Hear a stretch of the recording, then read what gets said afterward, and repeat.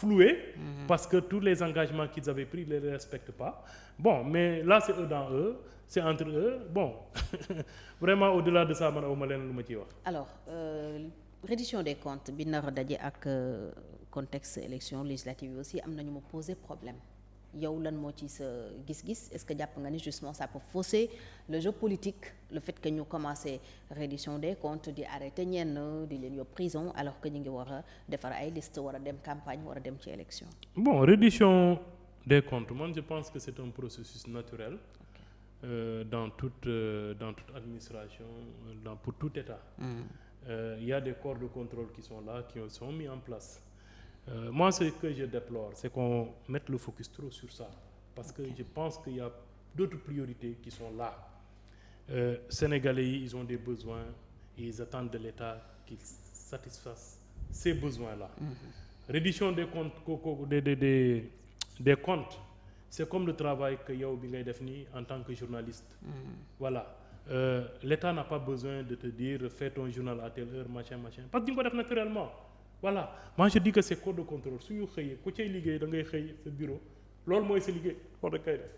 À un moment donné di nga terminer say rapport nga jébbal ko l'autorité. Moi je pense que c'est en ce moment-là foofu la coow li waroon jibee. Voilà ñu xam ne demee na nii demee na naa ñoom ñu jël seen décision kenn mënu ci dara. Voilà mais en faire un flambeau d'une politique publique machin, moi je pense que c'est là où je pense que ça manque de pertinence. Parce qu'au final on risque de laisser de côté les priorités et ils vont faire 4 ans 5 ans en étant dans les redditions des comptes et l'histoire ou l'expérience a prouvé que à part emprisonner les gens ça ne produit rien parce qu'on on récupère pas un sou en général. Ablaye Wade defoon na ko fii Macky Sall surtout def na ko fi mais je pense pas que Khalifa Sall def na 3 années de prison. Karim Wade noonu mais au final dañ leen sasoon pour ñu fay ko ils n'ont rien payé. Et ils ont été réhabilités d'une certaine façon. Donc fii aussi ce sera toujours pareil. Bon et en plus comme un gouvernement ou bien un régime en succède toujours un autre.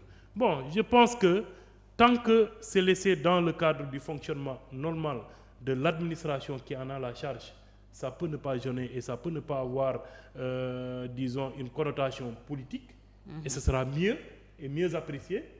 Je pense que c'est mieux que ñu continuer d'insister sur ça chaque jour ça fait la une des journaux alors que ñun ñëpp xam nañ fa muy mujjee ji et pourtant les priorités sont là à attendre.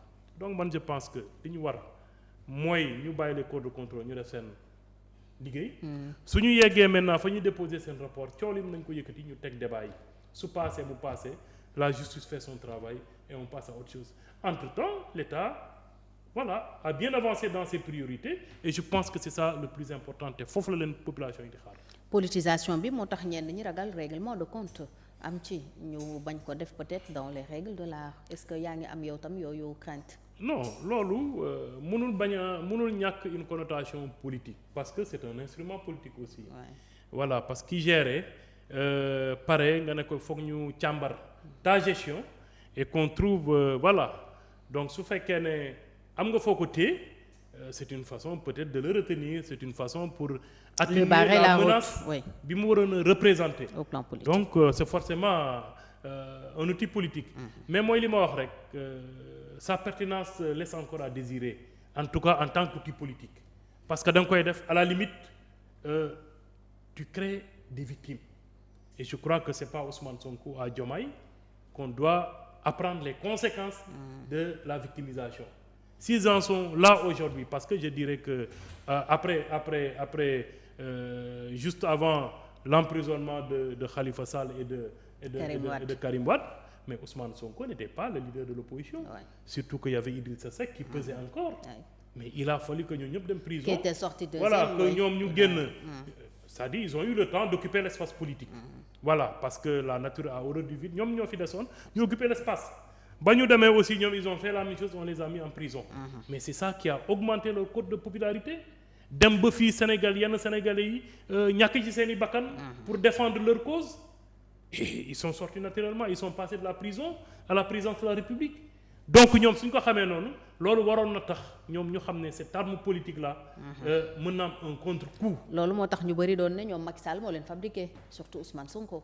Bon, moi je n'irai pas jusqu'à affirmer péremptoirement que Ousmane Sonko, Macky Sall l'a fabriqué, parce que Ousmane Sonko aussi... À travers acharnement, en fait. Non, je sais, moi, la victimisation du mort. Oui. Parce qu'à un moment donné, il n'y avait plus personne d'autre que lui. Ils étaient en prison. Il a su occuper l'espace politique. Au moment où les partis politiques se débattaient dans leur vieillissement, il a occupé l'espace politique en tant que jeune, avec le dynamisme qui s'y est autre. Parce que nous aussi, il faut que nous fusions un peu nos partis, parce que quand on a les renouvellements qui s'imposaient, voilà, un gamme de jeunes responsables imbus de leurs responsabilités, bon, ils pouvaient peut-être, en tout cas, donner la réplique. Bon, malheureusement, ça n'a pas été le cas. On s'est embourbé dans notre sommeil et dans notre léthargie, avec des instances presque désuètes. Et finalement, il ne restait qu'Ousmane Sonko pour occuper l'espace public, l'espace politique plutôt. Bon, ce que ça a produit au final est qu'il a été victimisé, et c'est ça uniquement qui l'a conduit à la présidence de la République. Donc moi je pense que ñoom ci seen bopp, personne n'est mieux placé que ñoom pour xam les conséquences de la victimisation. Et pour cause, je pense que dañu ci waroon dem ndànk dans ce problème de reddition des comptes que je ne nie pas, que je ne rejette pas. Ok, voilà. ñu jeexal ak beneen tiis boo xam ne aussi mi ngi continuer di def ay victimes immigration clandestine. Gis nañu ndaw yu bëri ñoo ngi continuer di jël géej gi malgré que ñu bëri aussi ñu ngi ci faatu. Barki démb li xew Mamel ba tey nit ñaa ngi koy jooy, mooy gaal gu fa teer ak ay néew yoo xam ne daanaka dem nañu ba kenn mënatu leen a xàmmee. Problème boobu naka la Sénégal mun a def ba am ci saafara, peut-être pas dans l'immédiat mais dans le court et moyen terme. Fatou, xam nga cette affaire d'immigration clandestine, man je me rappelle bien au début des années 90, il y avait un auteur américain, Paul Kennedy, qui l'avait déjà prévu. Bon, ça n'avait pas cette dimension-là. Mon devant, c'était pour exprimer un peu la détérioration, les conséquences de la détérioration des termes de l'échange entre le nord et le sud. La conséquence est qu'avec un surplus de richesse au nord et beaucoup de pauvreté au sud, voilà, on aura un mouvement du sud vers le nord pour aller happer ces richesses-là ou bien pouvoir bénéficier de ces richesses-là. On n'y peut rien. Et par tout moyen. C'est dans l'ordre normal des choses. Voilà, il avait déjà dit. Moi, je pense que depuis que le monde est monde, les gens ont toujours circulé librement. Voilà, en dehors peut-être des barrières naturelles.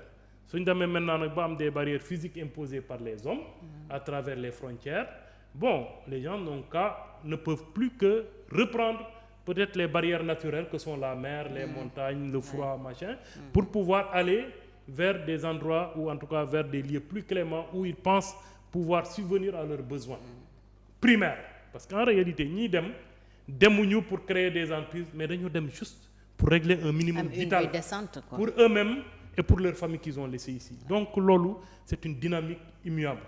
Maintenant, ampleur du Moudjel, surtout dans nos pays, vraiment, c'est dramatique. Ah oui. C'est dramatique. Et moi, je dis que c'est toujours difficile de trouver la solution à ça.